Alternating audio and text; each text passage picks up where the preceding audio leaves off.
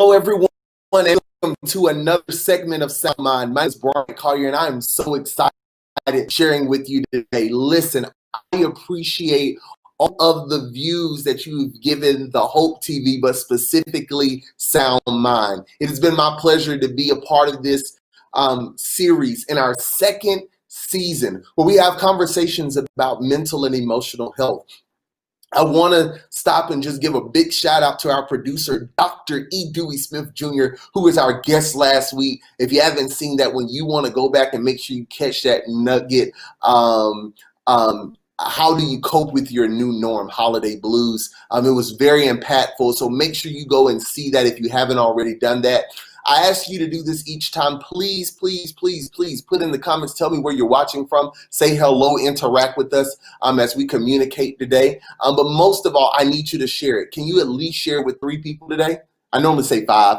I'm gonna give you a break. It's close to the holidays. Can you share it with at least 3 people? We have an amazing guest today. We're gonna be on her couch. She's gonna be helping us walk through some things. But before we do that, last but not least, I wanna give a big shout out to my AP team, the producers in the back, the tech people in the back that make this work and happen in Hope TV world. Thank you so much. I really appreciate it. Couldn't do it without you. So you have come tonight for an amazing segment. This young lady that we have coming on, I'm going to let her tell you about her ministry. But I have known her literally most of my life. I can say that she's a childhood friend. She is doing amazing work in education, but also with life development, both in the spiritual realm and the natural. So without further ado, would you please welcome, we will be sitting on her couch today, Mrs. Elisha Coon Scott. Hey, Hi, my friend. everyone. Hi. I'm so glad happy to be to here. see your face. So happy to see your face. I'm honored to have this conversation with you. So, All right, so excited to family, get I'm gonna let you know now. She is about to just burst out with some nuggets. So make sure your heart is ready and open. I normally start this off in a different way, but I'm going to do it differently today. Alicia, will you tell us about You Are Worth It? I see you're wearing your You Are Worth It t-shirt. Can you tell us about Worth It? So, Worth It is a t-shirt that is basically just a reminder of remembering our worth in Christ and remembering how God's love is the foundation for everything that we are and everything that we believe about ourselves and everything that we need in order to feel valued. So that's pretty much all to it. It's based on Romans 5:8. God demonstrated his love for us in this, that while we were still sinners, Christ died for us. And it just reminds me that we all war for worth at some point in our lives. And we struggle to figure out, like, we want to be worthy, yet we're unworthy. It doesn't make sense, but I'm just thankful that even in our unworthiness, God demonstrates his love towards us and is willing to go all the way to the cross and suffer all types of things on our behalf. So I think that if nobody else tells us that they love us, we can hold on to that. So I love that concept, and I'm so grateful for that, and it's a perfect segue in. Alicia, a lot of our viewership, we're church people. And you and I, we have been in church literally all of our lives. And so it's interesting that we have to have a conversation about seeing our value and knowing our value. Can you just walk through with us just the importance of just knowing our values? Because I know a lot of people who grew up in the church like us who have really low self-esteem and they battle with depression. And some of our viewers that may be watching now battle with that as well. Can you just help us walk through where you were in this place in life when you got this revelation and how you got there? So the first thing I want to acknowledge or say is I am no expert at this topic. I am a person who I'm experiencing this topic. So this is not just a reminder for other people, honey. It's a reminder for me. Let me tell you. And so the thing that I really want to convey today is that I'm that person. Like you just talked about my life story without knowing it. I grew up in church. But one of the things that I remember telling somebody that I love, I was like, people love me for performing. People can empathize with me when I'm in pain. But who's going to love me for being present? Not doing anything, just breathing.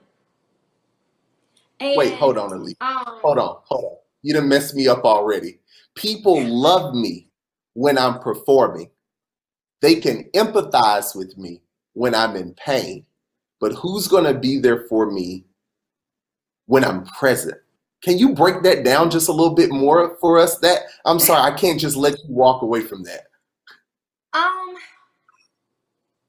So the weird part about this is, oh my gosh, it's so much to say, but let me just focus in on this one thing because I know we'll get to the other stuff in a minute. I used to wonder, like, on social media, if people just kind of somehow I see that people get likes when they do something like extreme, right? Or something that is just off the chart, something that is some type of achievement. That's something that people can get behind. That's something that people can support. Now, if you do it for too long, I've also seen where people try to silence your success by like not supporting anymore because it's too much achievement. But that's another topic for another day. But then on the other side, I always see people who may have never even thought to check up on somebody or I'm just using social media because that's the age that we're in right now. I'm not saying social media is like, but let's say they like posts when people die. Or they post about all the amazing things when people die. So granted, I know that even in the olden days or whatever, people probably did the same thing. They clapped for you in church when you did something good. And when you passed away, everybody was sad, But I'm just asking about that dash point, that in-between time.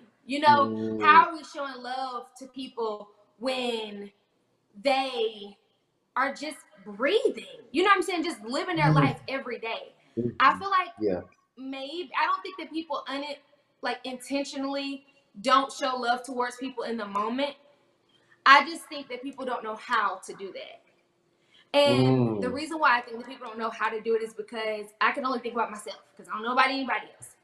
But I was talking to my brother the other day and we were talking about this idea of needing other people to feel for you because you don't allow yourself to feel.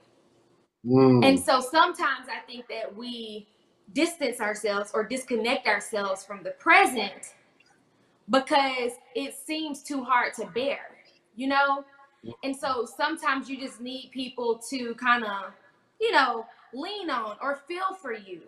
Or you need, like, I found myself to be one of those people who need somebody who can, like, understand my feelings. But I need that because I don't let myself feel.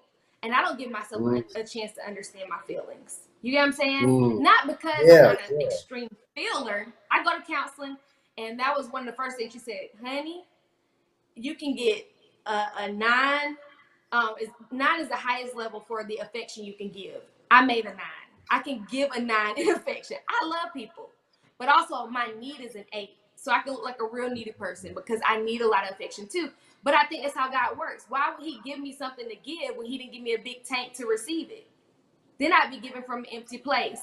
And so I'm saying all this. I know I went around the world, but I'm saying all this to say that sometimes we just need people to love us for breathing because we don't love ourselves when we're breathing and we're not achieving. You get what I'm saying? And we don't acknowledge ourselves unless we're in pain and we ain't got nothing else to give. Alicia, it's so crazy. It's so crazy you say this. I was with my therapist just last week, And she said, you know, Bryant, your issue is you only see your value based off what you give. And so I'm over here sitting in this chair right now, like cringing because you're just like all up in my business. But that's the thing, like who is celebrating you for just being you? I have the affectionate title of being called Uncle B. I have no kids of my own, but all of my adopted god sisters and god brothers have had kids, and all of their kids are my nieces and nephews. So I love being Uncle B. And my therapist said, she said, why do you love that? I said, because they have no expectation of me. They don't need any, they don't care that I'm the preacher. They don't care how much money I have. As long as I can buy chicken nuggets, that's all they care about. Like, it's simple. And it's those relationships that I cherish. And what we don't realize, Alicia, and this is for somebody out there, you've got to learn how to love you, like Alicia said, while you're breathing, not because of anything you've done. And I think, Alicia, what it is especially in this social media thing, like I was beating myself up over the head because people my age are getting married and having kids, and I'm like, what am I doing? But then they're looking at my life saying, oh, he gets to travel, he gets to move freely. And what we don't understand is we are envying the other person's world that they're envying of ourselves, because we don't know the blessing we have in just being present in who we are. I'm sorry. You just blessed my whole life. If she's blessing y'all, I need y'all in these comments. Alicia, keep going. No, you've said a lot of great things. Oh my gosh. The first thing I was going to say is you said that your nieces and nephews don't have any expectations of you until they do. That's the thing that we have to remember, that it may be that now, but life it goes on. It's a living, breathing organism. Like, things don't stay the same. And so one day you'll wake up and be like, they do have expectations of me outside of chicken nuggets. What am I supposed to do with that? You know? Yeah. And then the other thing I was gonna say is what I realized when I was telling this loved one, like, who's gonna love me for being present or whatever, is the fact that, honey boo, you don't love yourself for being present. That's why. So when you ask the question, who, you need to be asking you. If you, right. It's me. And I think sometimes we do that. When I was talking to another one of my friends, we were talking about the fact that one thing we know is that we can give to other people and we can love other people. But we're not as certain about that for ourselves, because something within ourselves tells us that we're unlovable. And so when I think about what I'm saying, I think that sometimes when we feel like a burden is too heavy, we put it on other people to do it for us. So now I'm looking like, who gonna love me? Or who? And it's y'all, and it's really you. Like, you know, I had to sit with myself, and I'm still sitting with myself. I'm not saying this in past tense. Like, I go through this phase of worth in different seasons of my life. I thought I had outgrown whatever this is, but as soon as I put the message out there, life came down on me.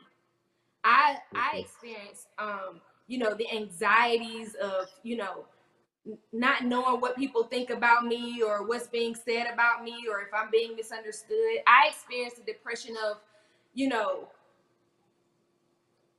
believing what the shirt says. It's one thing to hear it and be like, whoa, that's a word. It's another thing for you to really believe those words. So if you told me right now that you love me, or somebody else told me right now that they love me, could I believe those words? If God said that he loved me, which he already has, can they go past the page? And if they can't, that's a me thing. I need to figure out what level of hurt has caused so much of a barrier and so much of a misconception and so much of a alternative negative focus that I cannot believe that I am loved and I'm valued and I'm worthy. And so that's kind of what I mean by being in that middle. It's not, I don't see myself as a person who chases after achievements. But one thing I realize is when I look up, people are clapping. And you may see this in terms of your world. So you didn't start preaching or speaking because you thought it was cool and people were going to clap for you, right? I've known you for a long time. You've always spoken. You've always spoken. That's what I'm saying, okay? But sometimes as people, like when you're an influencer and you do these things and you look around and people are clapping and they're looking to you for the next time you're going to speak or the next time you're going to achieve, then you feel the pressure of having to perform. So at first it wasn't a performance, but now it's like, oh, I can't let anybody down, you know, even though you didn't start out that way. And so that's why I think even in that performance aspect, it's so important for us to just remember, like, why was I really doing this in the first place? Was I doing it so that I wouldn't let anybody down? Or was I doing it because I had that fire, that purpose, that passion on the inside of me that I had to let out for God's glory, regardless of the interactions? And I think where it gets hard is all of us love when we're the part of Jesus where he was feeding all those people who were hungry with the fish and the loaves. But when it's time to go to that cross, be that Jesus, where you ain't even really do nothing wrong. They ain't really got nothing against you. But out of straight envy, they choose to let a murderer be set free over you. And the same crowd that was there clapping for you at one point or asking you for healing or whatever. I'm not saying it was those same people, but they was all in the same group. It's still a crowd. It was a crowd. They crucified him. And I think that when we get as believers, when we get to that aspect of our faith walk, that's where a lot of us fall off and go into a depression. But that's not something that Jesus didn't do. Because when he went to the Garden of Gethsemane, he said, my soul is anguished to the point of death. That sounds like depression to me. He said that he was so burdened by what he was purposed to do. You get what I'm saying? But I get it. That garden experience, I get it. I'm with you. Okay, you got to tell me this is my first TV show, honey. You're doing fine. You know I'm silly. So, in that garden experience, he was praying, sweating blood, all this other extra stuff, but he went to God in prayer so deeply to the point where he was able to stand up and welcome his betrayer. I haven't gotten there yet. And I think that the reason why we get to that place where we just want people to love us when we're breathing is because the performing part of us is no longer cool. It's no longer accepted. Old. It gets old. And you get tired. And it's temporary. You can't you're a human being. You're going to run out.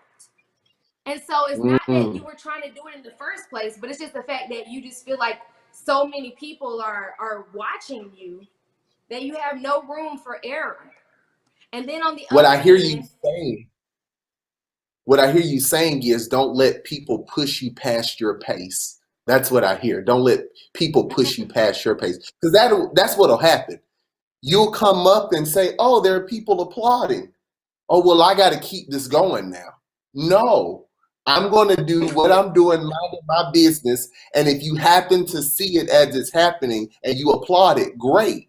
But I didn't start it out this way. And I know our time just moves so quickly in this segment. I want you to tap in a little bit to the essential core of your ministry, which about don't lose yourself. Because you haven't given me that one yet. Just go ahead and I'm sorry, do your thing, Alicia. Do your thing. You're just blessing me today. Is she blessing you all? It's fine. So basically, how do I put this? My mom started Don't Lose Yourself. Our family was going through a very tough time, and my mom sat down with herself, and she realized that she probably didn't remember what made her happy anymore. She probably didn't remember who she was outside of a mom, a wife, children's ministry leader. She couldn't remember, teacher. And so she wanted to pull together a group of women that we just met at Panera Bread monthly, and give us an opportunity to remember who we are. Because while God has called us to love other people, He said, as yourself. That means like yourself. And so a lot of us try to do the loving of others first, and then we get broken trying to do that because we're not equipped to meet all of their needs and expectations. And then we try to love ourselves, and we realize we never gave ourselves the time of day, so we don't even know who we are or what we need. And then we try to take those broken pieces back to God. Don't Lose Yourself is encouraging us to hold on to that Mark 12:30-31 scripture. Love the Lord your God with all your heart, your soul, your mind, your strength. Then love your neighbor, but as yourself. So love God, love you, love your neighbor. My mom also spelled out this. She had a heart, and she spelled yourself without the "you-are." And she was saying that that's how a lot of us love ourselves, the yourself version. But we want the one that has the "you-are" in it. Really identifying, what is my identity? What is my purpose? And when you know those things, you can better unify with people and serve. A lot of people are serving out of insecurity, serving, and contaminating or tearing down the very things that they say they're trying to build. But it's not because they want to be, people who want to knock down the wall or whatever, it's just because they got their own struggles. So that's what Don't Lose Yourself is about. And I just basically took it and ran with it. When I started teaching, I realized a lot of my students didn't know their identity. They didn't know their purpose. They didn't know they had gifts and how to serve others. So I just took that and did a youth conference. And then I switched, I added on the women's conference, and I hope to do this in a family capacity. But we have women's conferences, we have women's meetups, we have Bible study, we have all types of things. And I've been doing this for years, but I never wanted to attach my face to it. But I think a lot of people didn't know that it was something I was doing. So I finally just kind of like sucked it up and was like, okay, guys, like this is something I'm passionate about, and I want to share it with others. So Alicia, help me with this. So it's interesting you say this, because people are trying to lead out of insecurities. That's messed me up. I'm just going to stop right there and say that's messed me up right now, and it's messed me up because someone out there may feel that they are too old to figure it out now. They have missed their mark in figuring out their worth, their value, what their purpose is, what their calling is. Alicia, just for a moment, for that person that is given up and thrown in the towel mentally, emotionally, and even spiritually, I just feel like this is a divine moment. Can you just speak to them, give them some encouragement about not losing themselves and to see their worth and value? The first thing is, it's not your responsibility what they think, what they perceive, what they see. Your responsibility is you, how you interpret it, how you own it. When you when you allow your offenses to become who you are, then you become the offender. And so I think that it's so important for you to remember that you have to be grounded somewhere, and you have to know your worth, because if you don't, then other people's insecurities and other people's misuse of whatever you've given becomes your own. And then you start picking apart everything that God made you to be because you weren't grounded. And so the main thing that I'll say is this. I too felt like it was no hope for me. After experiencing abuse for using my voice, after standing up for what was right and being met with rejection, after being young and trying to be all who God created me to be, and causing other people to feel insecure, I decided that I was too much and I needed to dial down. But the more I reshaped what God had already made, the more I was how do I say, just malfunctioning. You know how those phones get hot?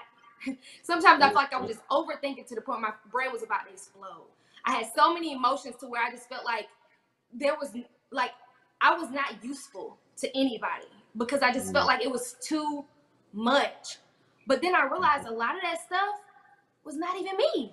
It was stuff that I just, people handed to me and I was like, thank you, even though I knew it didn't belong to me. And so my main thing right now is, this is something that so many people have told me, let it go. And I used to be like, well, what is it? And when do I let it go? And how do I let it go? I don't know how to do that. But genuinely, seriously, give it back. It doesn't belong to you. And even if you don't give it back to the person who gave it to you, because a lot of us want to give it back to that person who gave it to us in the first place because it's your fault. But we have to remember that giving it to God is more powerful than giving it back to the offender and playing, toss and catch with, the person who offended us. I'm tired of being my offender. I'm tired of being my offense. And you got to get to the point where you're so tired that you just decide to do something different. It's as simple as a decision. That's what I want to tell somebody. Like, I'm not saying this from a place of, super Christian. I'm saying this from a place of, I got so low to the point where I was like, it felt like death. My insides felt like death. My mind walking around felt like death. And I only had two options: live or die. You gonna die here? You gonna die in it? Or are you gonna live in it? And so I decided to live. Simple as that. Even if that means letting it go or whatever the case may be. One of the things I want to say about this Worth It shirt is I use these images, and you won't be able to see them on the screen, but I talk about how we become a product of our experiences. How, you have all these trashy things that happen to you, all these empty things. You become like a restroom girl that's full of all this stuff. You don't know how you became this person. But a lot of people just dress it up. They say, oh, be a queen, make it look cute, put on some makeup or whatever the case may be. But you still trashy and empty on the inside. And then I use The Weeknd. He doesn't have an E in his name. And he says, girl, you're perfect. And you do all that stuff in that song, only to find out at the end that you're not worth it. And now you all 50 Shades of Grey with your crown and everything else. And your crown is made up of social media, seduction, the soldier, all that stuff. And it doesn't get you anywhere. Fighting for social worth with performance. Fighting for relational worth with control. Doing all these things so that you can just hold it together. Hoping that you will be able to earn it someday, and you never do. And that's what you realize. Just like The Weeknd, life is the same way. It doesn't play fair. You do all this stuff and you're not worth it. So what I realized is that weekend that Jesus went to the cross, where the E was there, it connected us to eternity. And it showed us that I don't care how trashy you are. You can be the adulterous woman. You can be the lady with 5 men. You can be whatever. You can be so far from me. But I love you enough to die for you. And to be raised to life for you, so that there's no dead situation that's too dead for me. That I can bring any dead situation in your life back to life. And so if he didn't allow himself to die there, he wouldn't have known how it felt to live there. And if he didn't die, those disciples and the people who saw him after wouldn't have never been able to know that was really him. It was his death that made them know that he had resurrected. You get what I'm saying? That connected them to the resurrection power. And so I think sometimes when we fall in front of people and people see our shame and they see our guilt, we think that all is lost for us. But when God turns it around, it means all those same people can see his resurrection power in your life. And so I just think it's so important for us to no longer be queens that are qualified under everyone's expectations and needs. That's how I identify a queen, to get this point across. We can say queen all day, but it's not going to mean anything if we're still qualified under everyone's expectations and needs. We have to get to the point where we are confident women embracing eternity's nature. That's CWEEN. Confident women embracing eternity's nature. And when we do that, then we can, people say, protect your peace. I'm sorry, but it doesn't belong to you. People say, I manifested this. I'm sorry, but if you can manifest it for you, then you should be able to do it for me. You should be able to do it for yourself again, and all those other things. Like, we have to get to the point where we embrace eternity's nature, that we're willing to say, you know what? All this stuff I got in my life, I've tried to hold it together. I've tried to clean it up like I cleaned up my room, move objects left to right, and help that they stay. But life doesn't work that way. You can't clean up your life the way you clean up a room. You have to allow God to come in and literally consume that room with his peace and with his love and with his joy. And that's what I found, that the more I just lay in his arms and I stay in his presence, the more I remember truly who I am, and he reveals it to me. And I truly believe if you ask him, he'll tell you. And I'm still learning. I'm not telling y'all something that I'm, like I said, an expert in. I'm still learning. Ladies and gentlemen, Mrs. Elisha Scott. I hope I didn't let you all down tonight. I have known her all of my life, and she has just blessed me tremendously tonight. I want to. Our time has come to an end, but I want to touch on some things really quickly that she hit on. There's a pivotal place in someone's life right now. Are you going to live? Are you going to live in the funk, in the craziness, in the discomfort, in the ugliness of life right now? Or are you going to die there?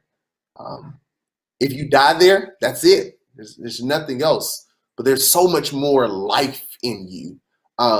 What both of us said tonight, we've all been there. We look good right now, but it's because of God and our therapists, our counselors, that help us to get to this place. But the work is real. How are you loving you? You got to stop performing.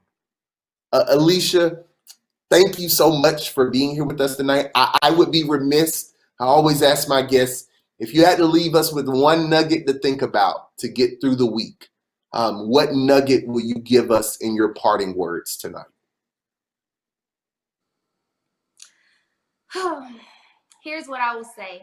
This is a 3-part thing. I hope y'all can remember this. The first thing is, what do you want to be full of? Do you want to be full of all of the negative things that have tarnished your reputation, caused you all the pain that you've endured? Or do you want to be full of the fruit of his spirit? A lot of us are seeking his spirit, but we won't seek him. We want love, joy, peace, patience, kind, but we won't seek him. Seek God. And I promise you, you'll get full of him more than you are of your offenses. He can wash us away. The second thing I think is super important for us to remember, that we can die one of 2 ways in our situation. Because the Bible says that the more you lose your life, the more you find it in him. So Jesus could have died 2 ways. He could have died on the cross and not had hope in God, or he could have died in surrender and experienced resurrection power. I want you guys to die in your situation to the point where you allow him to find you, because you surrender, instead of dying there with no hope. So just remember that when you look to the cross, not only are you worth it, but it is going to be worth it. Ladies and gentlemen, Mrs. Elisha Scott, thank you so much, Elisha, for being with us tonight. You were phenomenal, as I knew you would be, and I know someone's been blessed. Listen, fam, if she has blessed you tonight, put it in the comments. Let her hear your love. And then I need you to tag some people who you know need to hear this. Send it to them in their messages, in their text thread. You are worth it, and it is worth it. Thank you so much for being a part of Sound Mind again. I appreciate you coming week after week. To all of our family and friends, please make sure you share this. We'll be back here in the same place next time. Take care, and never forget that God doesn't want your body to just be well, but he also wants your mind and your heart to be well. Take care, and we'll see you soon.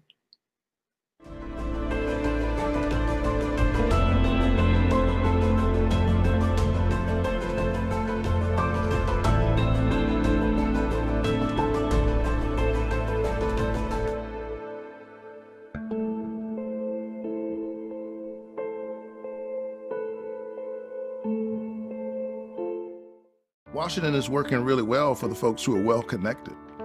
But for people in the communities that I serve and people sitting around their kitchen table right now, I don't think it's working well.